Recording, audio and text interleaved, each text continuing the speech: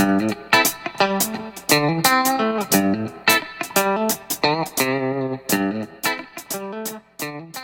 everybody tuning in. This is Tune In Next Week. I am Uncle Eddie. I am Jacob. You should have been here last week when we knew what we were talking about. Yeah, Tune In this week is going to be about something we will get to right after this break. But before we go to break, don't forget, I'm Jake. I'm Ed. Tell your friends. Tune in next week. We'll be right back after this break. Okay, so this is Tune In Next Week, and with us today, that's Jacob over there. This over here. Shadow That knows. would be Shadow. And today I'm calling myself Not Ed. For Ooh. reasons that I will reveal if I can remember what I came up with that. I like it. You might not even need to remember. As Not Ed, I'm going to start off by saying I saw Parasite. I did not dislike it at all. I have to say I left there going. It's pretty. It was visually appealing. It wasn't. Technology didn't blow me away. The art of direction didn't blow me away, but it was easy to look at. The people were attractive enough and all that. They played their roles well. There we go. But I don't get movie of the year. And the people who like it, I mean, they get like a 99 on Rotten Tomatoes or something. That's unheard of. I can get best foreign film, absolutely, of the year. Well, but I don't get best picture of the year. Now I haven't seen all the best picture nominees yet. Yeah. I saw Ford versus Ferrari last week, which I enjoyed. Mm-hmm.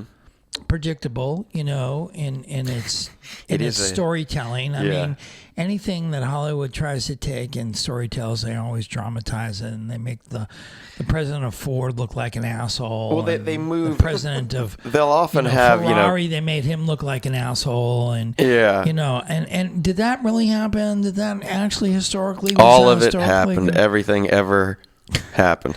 But no, often what they'll do is just take things that happen or things that are apocryphal that may or may not have happened, and then they scooch them around. Yeah. Because, it just has to have that arc. There's a lot of play with, the historical. But if you're going to do something historically, do it historically, dude. Don't mess around with the, build a time machine like a normal filmmaker. Go back in the past and record actual events. Yeah, but something like that event, there's so much documentation and, And they say, well, we read the transcripts and we know that this and then we know what they said. How do you know what they said in the meetings? You don't know. Well, but that's the thing where, if you ever read histories, a lot of times you do know because a lot of people write stuff down. Yeah. And so then you can go back and read source material. Depending on the historical event, yes.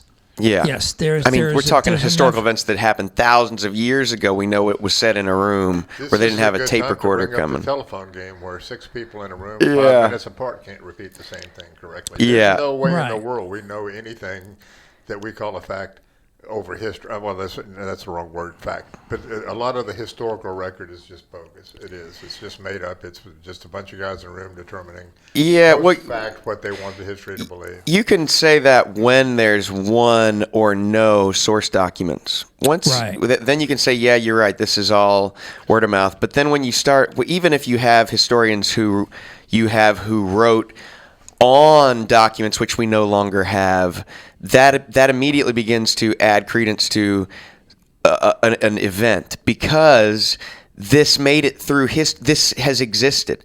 Like the whole point is we have the people who were alive and the scribes who wrote stuff down over and over and over again over thousands of years to rely on. Why would they be recording this? Right. Not to say that it happened, but it colors what we know because if they continue to write it down, then it's related to what happened. Yeah, in the last 50 to 80 years or 100 years, there's still people alive that can, if they have the wherewithal to remember, they can tell you exactly what happened in the room, what was said, and so forth. But, the Ford versus Ferrari, I was like, I know these films don't necessarily always are historically accurate, But the fun of it was there. Yeah, but I mean, do you want it to be? What if it was historically accurate? What would it be? It would be dull. Dull. It would be the same thing as TV shows with no producer forcing people to have exactly. Big Brothers without the forced fights. You gotta create drama. Reality on screen. You don't want what you're asking for. It's like the Chinese curse. May you get what you wish for. Yeah. It's just. But enough about this movie and other movies. You're a movie going to guy.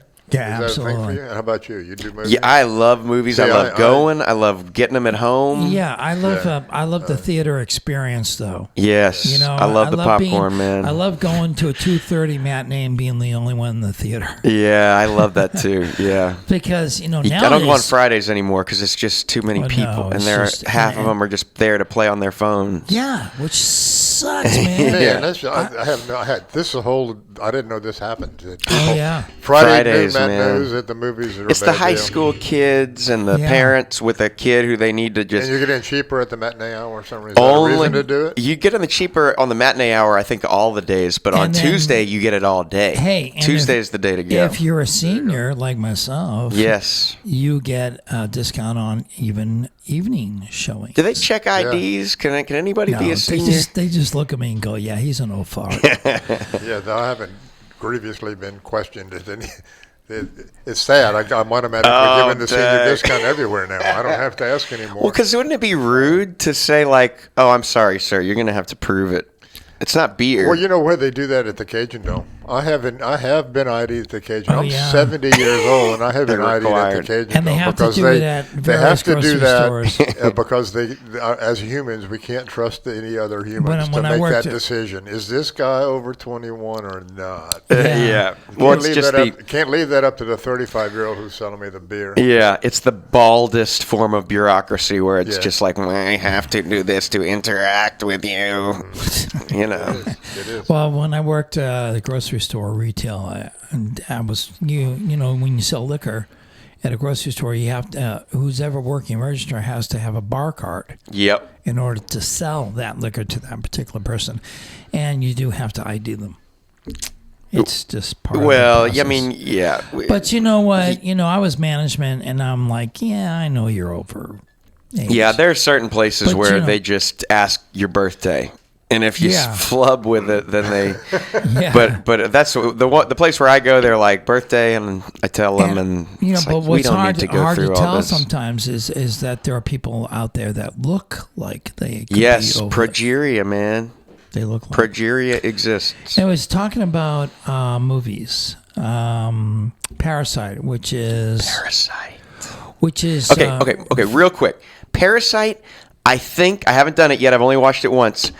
Could be watched without the subtitles. That's what makes it so amazing. You said that to me before, and I watched the whole thing with that in mind, and I think I couldn't. No, I did not get it that way at all. You gotta relax one step further. That's one of the reasons I went. Was your endorsement was so enthusiastic, and I was kind of wanting to see it anyway. I mean, you gotta see a movie of the year, even. Totally. Well, I'm gonna watch it again because you were so enthused. Ideally, you shouldn't have to see it twice though for it to be that good. So I mean, maybe I was overly taken with it. Well, but yet that's your perspective, and that's what art is all about, dudes. It's about perspective. It's about your personal experiences. Play into your viewing of what's happening on screen. As an actor, I get to, in front of the camera, I get to portray whatever I want to portray. What it means to me and how it translates to you could be a completely different thing. Yes. One man's ceiling is another man's floor. Yes. So it's just and it's great that you may be all jazzed up and then I go see it and I'm like, well, what a piece of shit. But I didn't feel that way. I think it's a wonderfully made film. Yeah. The acting is superior. The cinematography is superior. The idea of it is really cool. I just wasn't, I don't know, I wasn't taken in like you were, I guess. Yeah. I would love to maybe do some analyses of it because for me it feels like a Van Gogh, however you say his name, where you could on a half looking be like, well, this is kind of crappy. and it's only okay. And then you realize like they've actually like discovered evidence of formulae that that didn't even exist at the time, and the way that this guy with a mental illness is painting. And I mean the way that this movie approached me was like I was literally just like descending the whole time into this world. It was more and more real the further I got into it, until the final moment where you have literally, they're doing the thing that I've heard all of my freaking friends who think they have it together and varyingly do. They're going to buy a house for their, they're going to become so successful in this world we have to participate in monetarily that they'll be able to vouchsafe their parents. Yeah. That's this tragedy. Why don't we create a thing where we're all vouchsafed, starting with the people we are now, so that when we have little ones, they're not worrying about if their parents are going to be okay. Can't we create a world from the other direction, not from the top down, but the bottom up? That's what it's saying for me. We have that conversation every week. Yeah, we should try. We can. And we can. We do. We can. Will we? It's not profitable.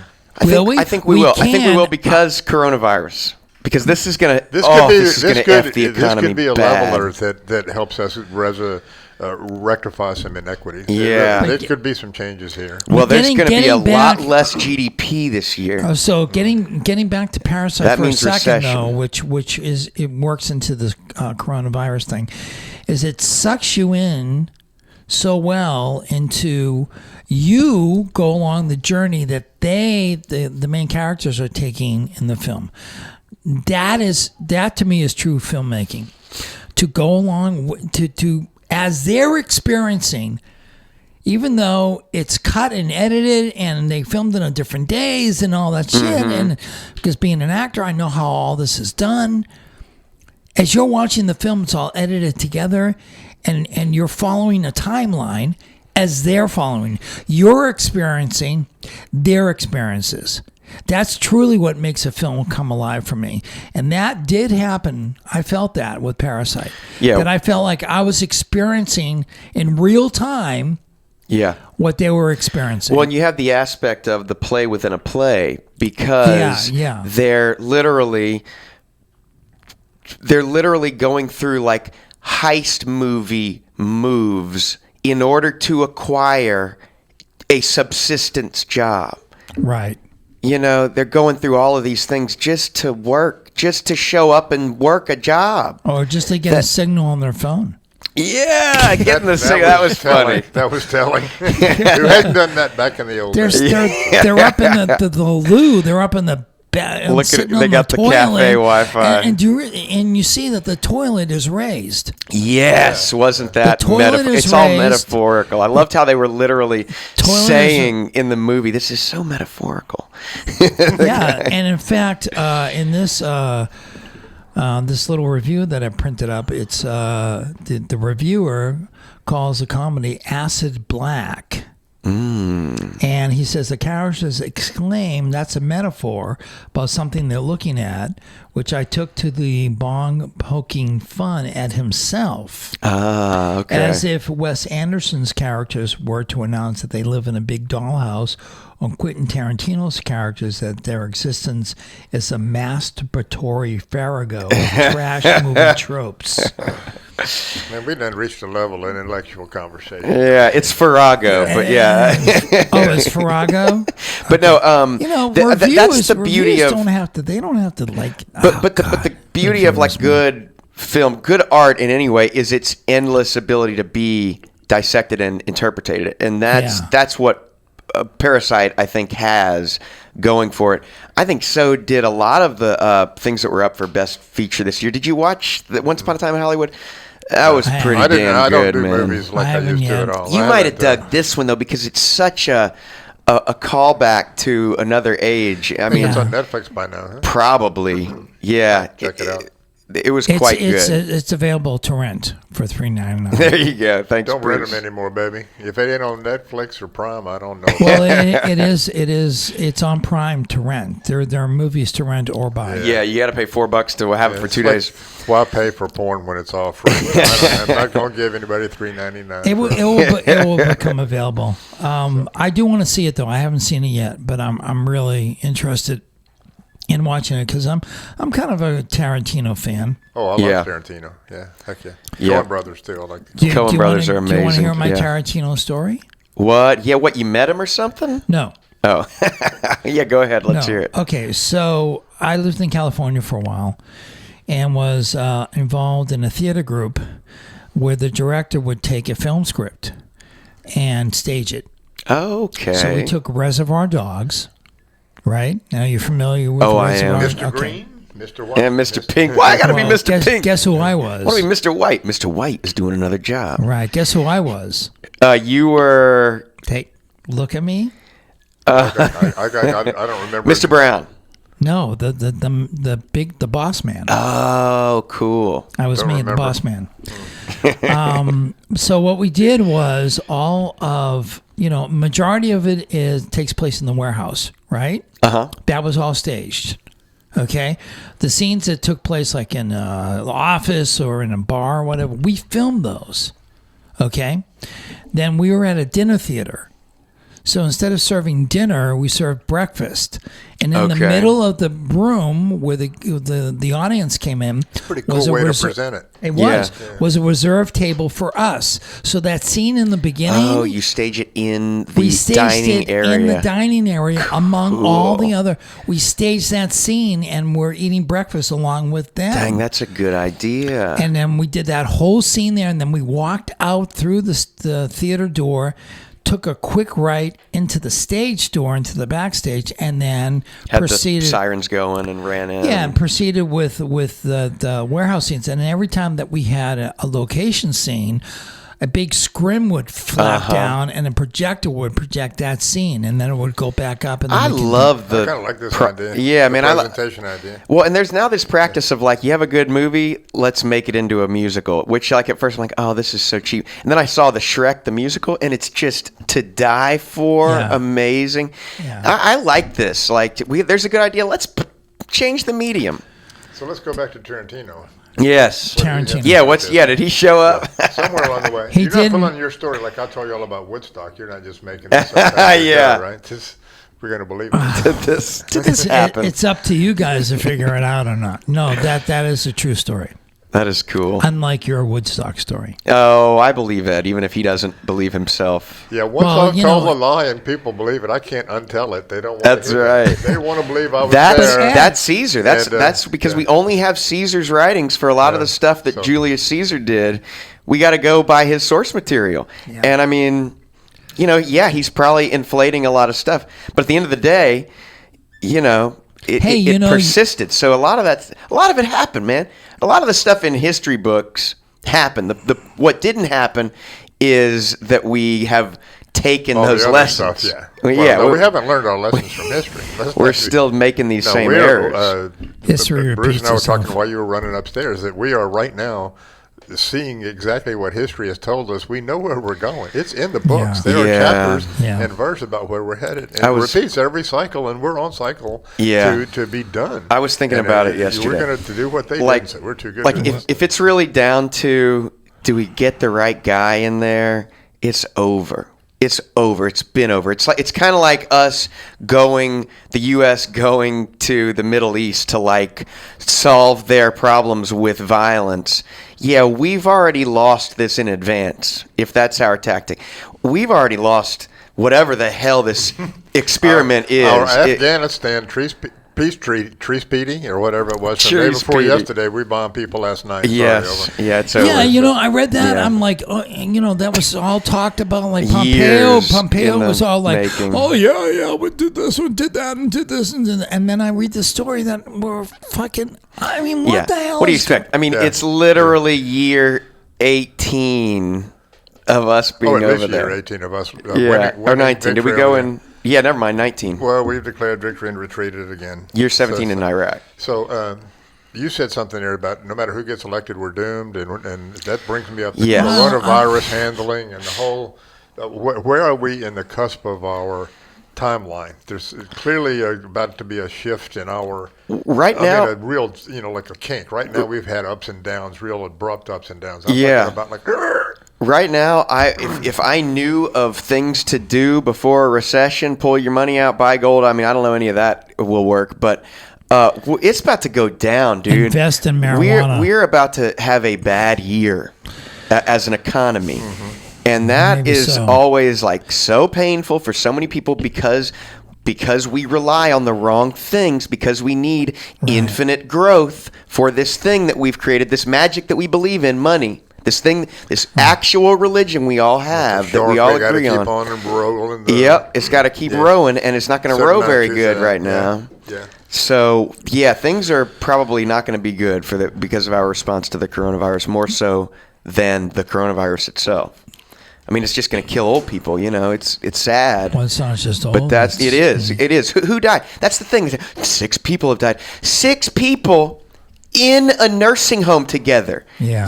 It's like, come on. Why don't we report? 24 people in Nashville yesterday, so we're not running from tornadoes everywhere. Yeah, let's do something about this tornadic activity. Yeah, I don't want to say that we're having an overreaction, but I think we're having an overreaction. We are. We're also having an underreaction. We're having both at once. Yeah.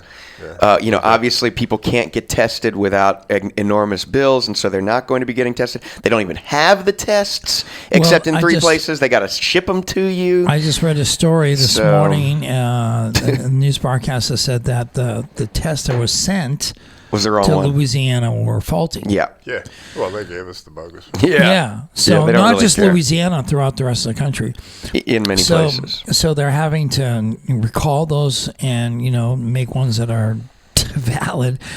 You think that we would be at a point in our society where, if we're going to take action on something, that we take action on it, and it's the right action? Because we're not rewarded for action. We're rewarded for appearance. Where's the profit in how our action is going to look? Yeah, the reality is not near as important as how it looks. Yeah, but then it just boggles the mind.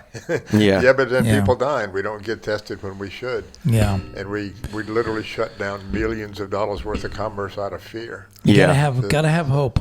The thing that blows my mind a lot, is these giant soccer stadiums in Europe that are playing the games with no people in them. These stadiums that 100,000 people. A Saints game is 70,000 people, and the economic impact of a Saints game on that city is it's like $7 million a game or something. Soccer's the same thing, and they're playing these games with no people allowed.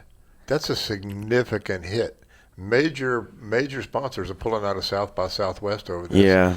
These are significant impacts on economies this is the very, very, we can see the wave. We're not even paddling. Yeah, but that's the worry, man. I see what you're saying. I mean, I hear you. But it has nothing to do with an overreaction. Like, it could be the correct reaction. The problem is that it has a negative impact on our well-being because of the magic we believe in, because of the religion of money, which I'm all for because it's a really smart religion, that we all agree that this thing has value and therefore we can interact and engage in commerce together. It's cool.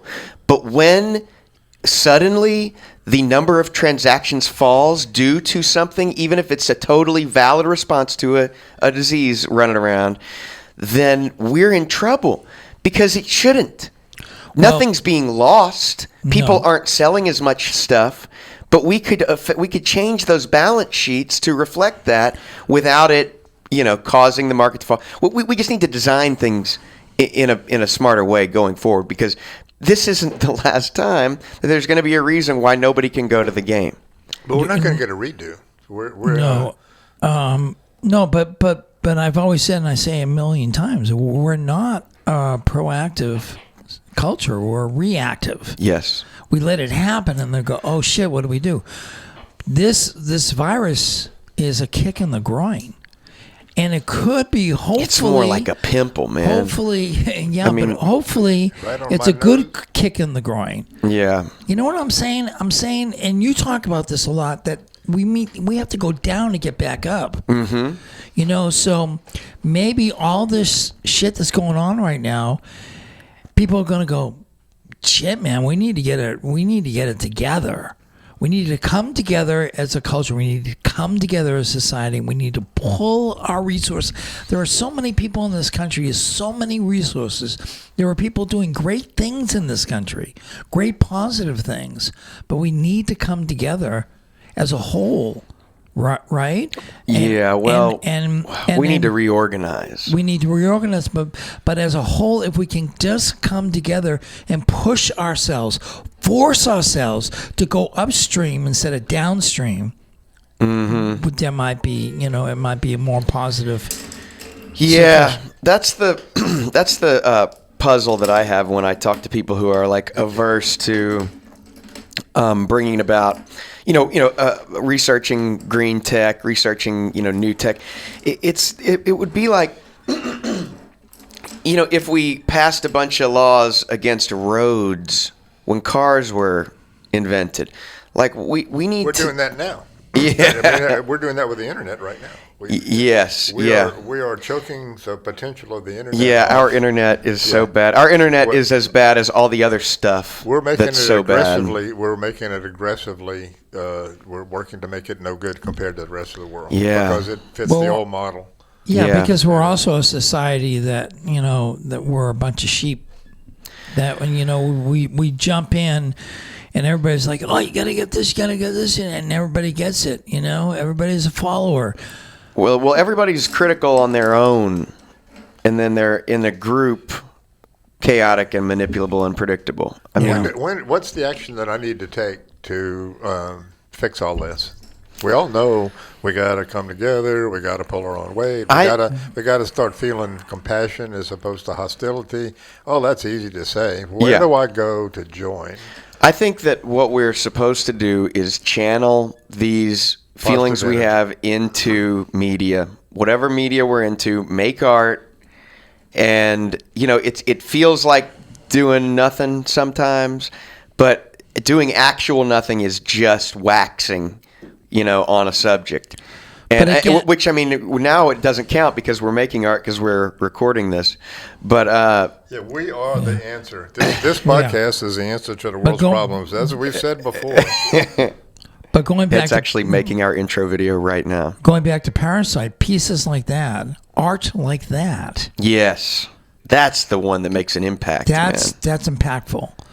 And it's going to touch a lot of people's lives. Yeah, and hopefully those people are going to say, okay, we can't get to the point where that film ends. Or maybe, I don't know, for me, that can't be the solution. Yeah, I think the real solution is we should worry about it less because we have literally zero control, and we should accept that and then make the art that we want, speak the opinions that we have, speak truth to power, but not let it affect our No, most of what you say health. is correct, except you can't let it go. You've got to take what it creates in you and give it back to them using something besides money. Self-expression, art. Unless you have money. You got to create your own vibes and create art. the world you want to live in around you. And then if there's a lot of people out there who are creating the world they want to live in, and it's angry and hostile. Those people have to be. We have to either exclude them from influencing us or bring them aboard. One or the other. Help them find. That's the failure. A less aggravating way. It costs money to be angry. It doesn't cost money to be happy. Well, yeah. Give them that kind of attitude. You probably do both for free or make money at both. But I think that the answer is definitely not to exclude the hateful. I think that's how you cause an illness to fester. No, you got to pop that. You got to lance that boil. Why is you have to find out the root problem. Why is a portion of society? Why is this individual so hateful and so angry? Or so susceptible to hate-filled fear-mongering? Right. Profit. Yeah. Right. Well, yeah, and I think money ties into it, but I don't think it's the only reason why people behave the way they do. I think that again, we just need to get people on the right track. I think there's something. How do we do that, though? In our lizard brain, it makes us want to be better than somebody else, and we express dominance by being angry at them or tougher than them or subjecting them to being a lesser to us. And I think that's built into us genetically, and we can overcome that if we become even slightly aware that our primal instincts are not always good for the world we live in today. Yeah, we can overcome it, but we shouldn't then find ourselves in a place where we require others to overcome it, because that's the problem with like some sort of utopian vision, because then you're going to use your vision to infringe upon other people's lack of vision. Basically dragging them into your fantasy. Well, not necessarily. I think we have to let people get there on their own. How does knowledge get transferred? How does it get paired out? By mimicry. By people copying what you do. That's how. Yeah, but I mean true knowledge. That's how we knowledge. That's how we learn to nap a stone into a sharp edge to kill things bigger than us. Gotcha. Copy. It's survival of the fittest. No. I mean, it's mimicry. Like one person does a thing.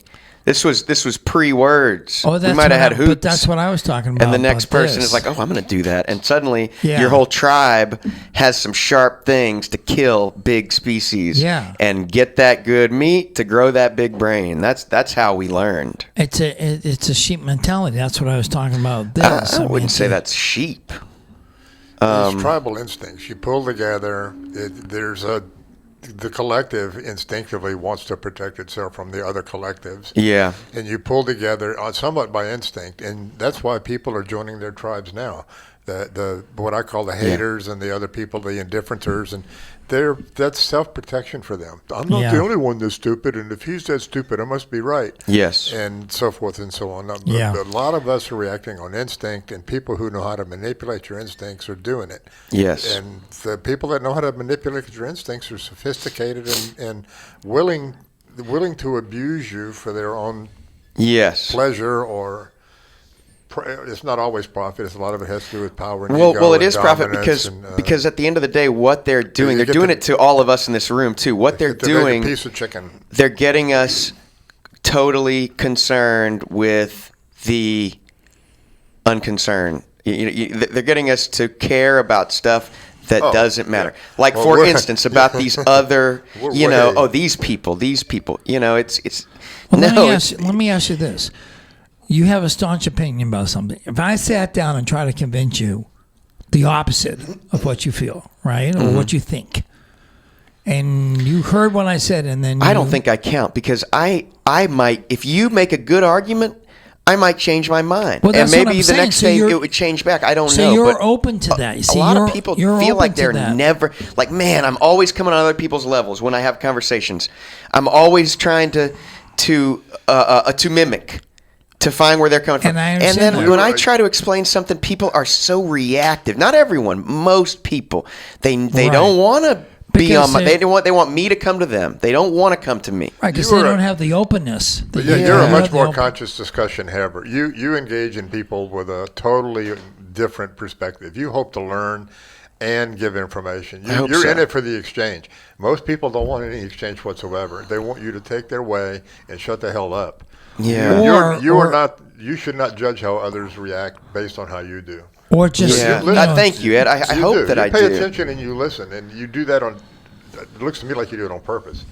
Well, I'd like to think I'm a student of whatever the hell we all have here, and if we could, maybe by behaving in that way, I can get some people to mimic.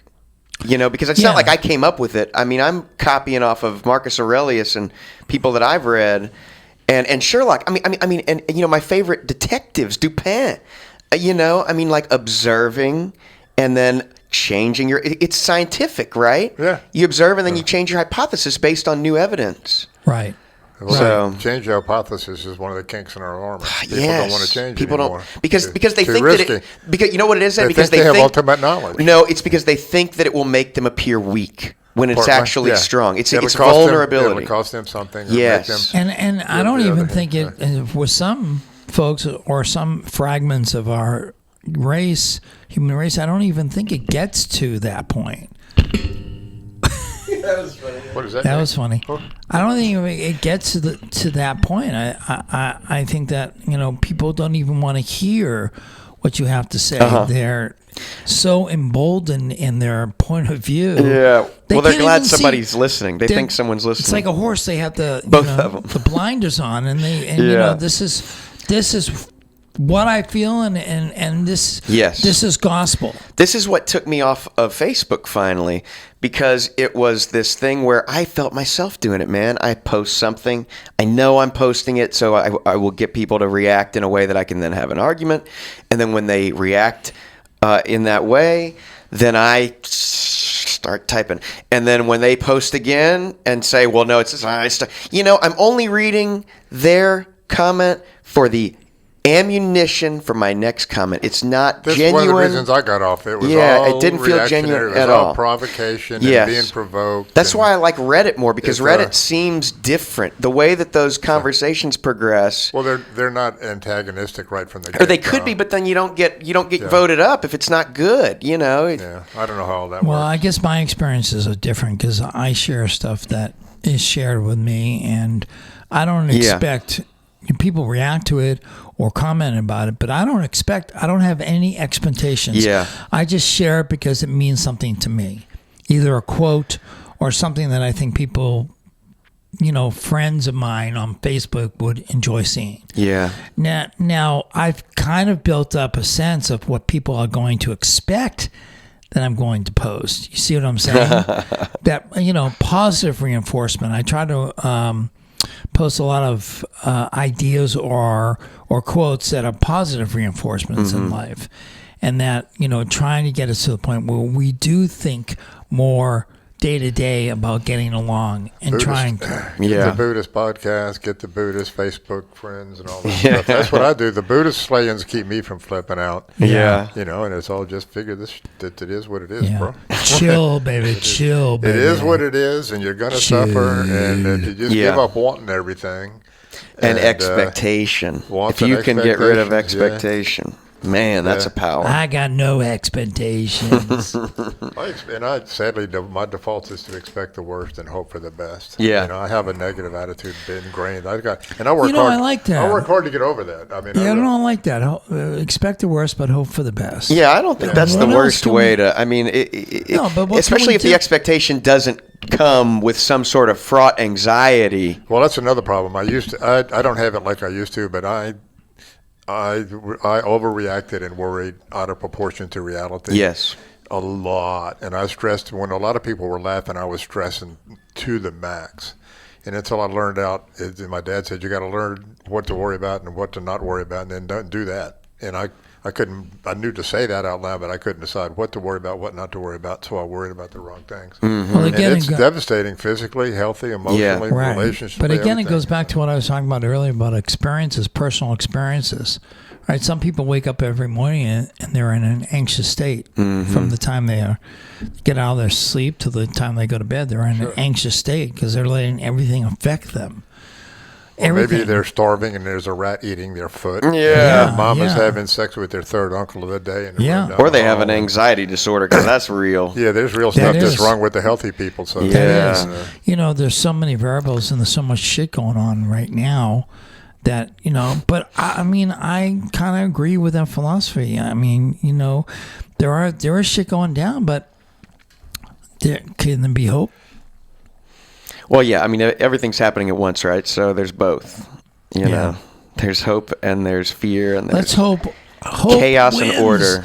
I don't want a president to win. I want hope to win. Yeah, I think hope. I said it on a previous show. Hope came out at the end of the Pandora's box because it's also a terrible thing that we should not rely on, that we should know is a phantom, that it is phantasmic, and that it is unhelpful most of the time because it involves, it's illusory. I understand. Fear and hope are things that we should know of, that we should be aware are affecting us, and that we should master and be able to ignore. Well, here's the answer. That I can tell you this, and it sounds weird coming from a guy like me, but you can, and you both know this, 100% you can manifest your own reality. You can create your vibe to change your life just by getting your head and your vibe. Use the right terminology. Somebody else, you got bigger words, but you can make the world you live in better by living in your head better. If you want to be rich, you got to think in your head that you are rich, and understand that rich doesn't mean maybe big car. Maybe you are rich. That you have people like you two in your life that I can talk to, and you won't judge me. I feel rich. I ain't got no money, but you have to be aware of this. Yeah, man. When you ask for wealth, dear God, make me wealthy. Maybe He has, and you're not looking in the right place. Yes, well, that's or you can't necessarily go out and cure somebody's disease, but you can help people be healthier just by being healthier yourself. That's it. And making yourself healthier, making yourself more. You can make the reason the whole society right now is in the dumps is because so many people in the dumps are affecting the rest of us with their.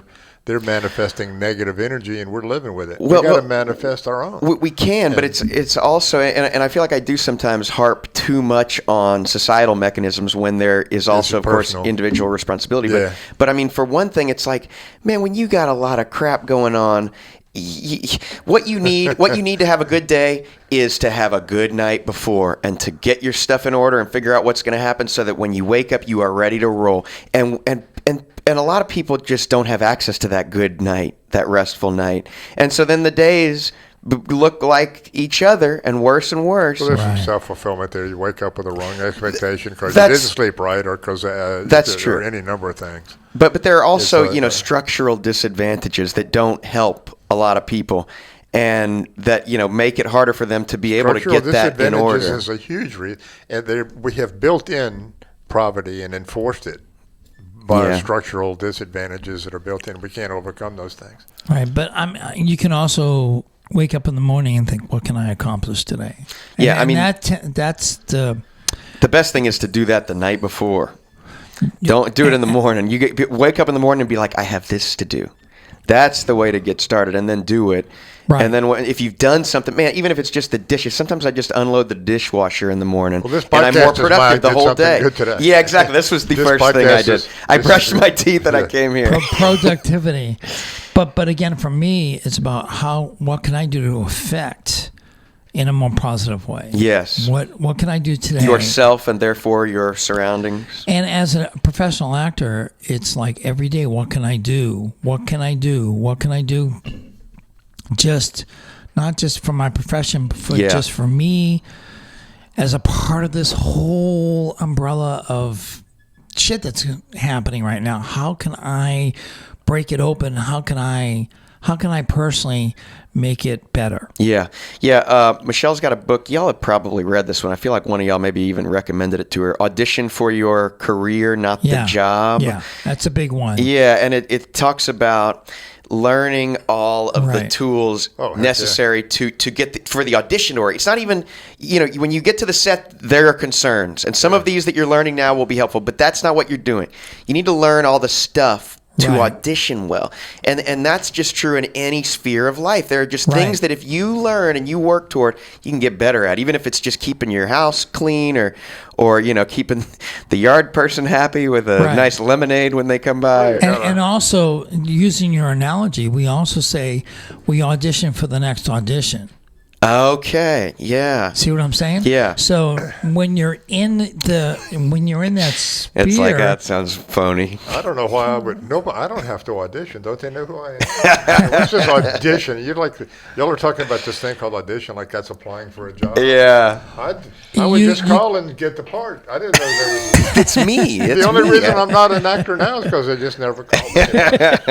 God. We used to talk about that phenomenon around AOC when people whatever the rules are, whoever it is you're talking to, but it's me we're talking about. The idea can be applied to the fact that like I say, every day you try to do something better. Yeah. To better not, and it's not a selfish thing. It's what can I do? Just if I can better myself. Both of you have good mental chemistry for your nucleates. Your core is. Preconceive my day with a positive spin, and yours is to wake up how to make it better. Yes. I wake up like, can I dodge this shit all day today? Can I stay out of sight? Or how can something not break until I fall back asleep? There's got to be moments, there has to be moments in your daily life where that's not true. Oh, totally. Believe me, there's all wait for 30 seconds. Yeah. It's just, but I go back to the default. And I work hard, like I say, to change it. And my default has changed. In the last 10 years, I'm nothing like I used to be. Nothing. Yeah. I was eating 30 times a day. Now I only eat 7. So I cut way back on stressing and what to worry about. See, progression. But I've also asked the universe to provide me with better people to work with. I love how he's pointing at me like, can you get somebody better? Yeah, no, did you see he didn't point to me? Pointed to you. Yeah. Well, he's working for me and with me. You're just a friend on this on this journey called Tune I'm In just a next friend.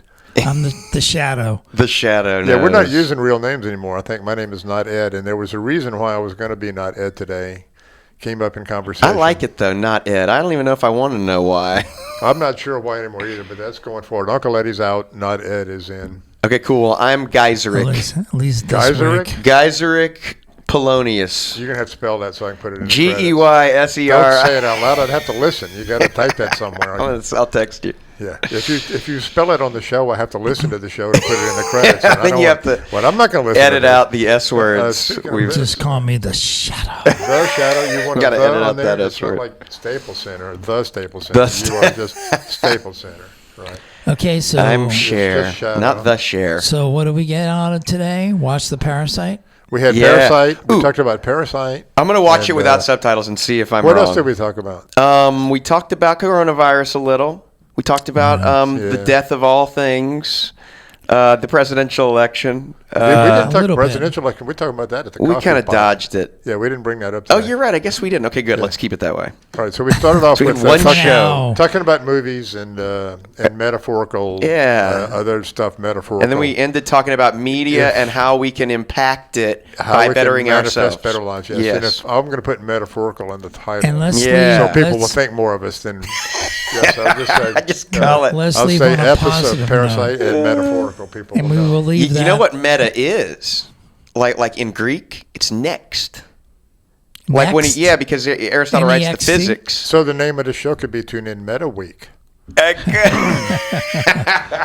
Yeah. Tune in next week. Eh? So metaphysical the next physics. Is the next physics. Meaning what? That there's more physics to come? I didn't read it. I don't know. Aristotle's a little above my pay grade. So he was like, here's physics, but then there's going to be metaphysics. Well, he comes out with the first one, and then it was like, well, I got more stuff, so it's like basically a sequel. Metaphysics. The sequel, metaphysics. But they don't teach, so they teach physics, and then what's the next course? Metaphysics? Well, I mean, that's in a different college. Physics 2.0, 2.2, Physics 200 level. That's right. You guys are becoming somewhat intimidating, man. We're pulling out old philosopher stuff and movies I never heard of. What about me? This is like Jeopardy. You know, the night before they're like, okay, so these are some of the topics, and I'm like on Wikipedia all night trying to cram data into my head.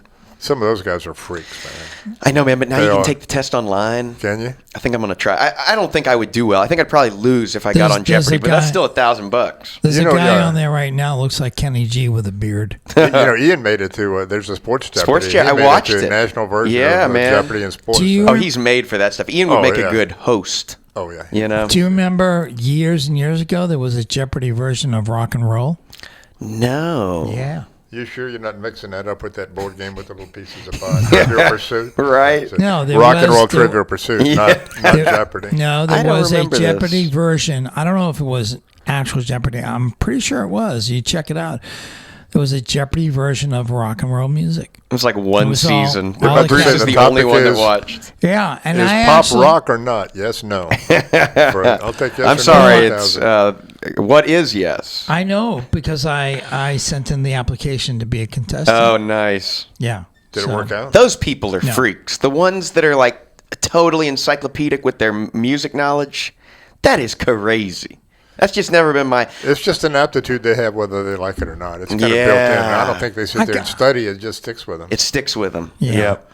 I'm kind of like that. I'm like that with like the Rock Channel. When I was in high school, I know all the rock music from the 70s, 80s. I knew every baseball player in the major leagues, batting average, the whole thing. I just knew.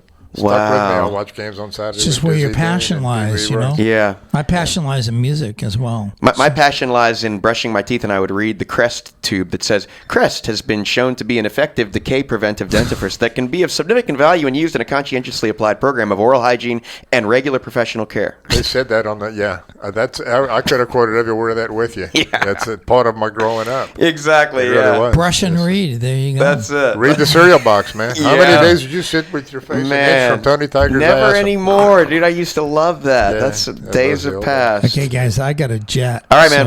Hey, man, it's been a good tune in next week. We should say tune in next week. Yes, tune in next week. You can contact me at jwhite@aocinc.org to give us feedback or tell us that you want to be on the show, and then we'll be like, cool, and invite you. And tell your friends, too. We could use the hype. Yes. Oh, and we're about to be on iTunes, so subscribe when that happens. That's right. Cool. So till Meta Week. Till Meta Week. Tune in. Not Ed, and it's out. Shadow. But since people are watching at home, Shahid's on my left like you give who's watching the field from left to right.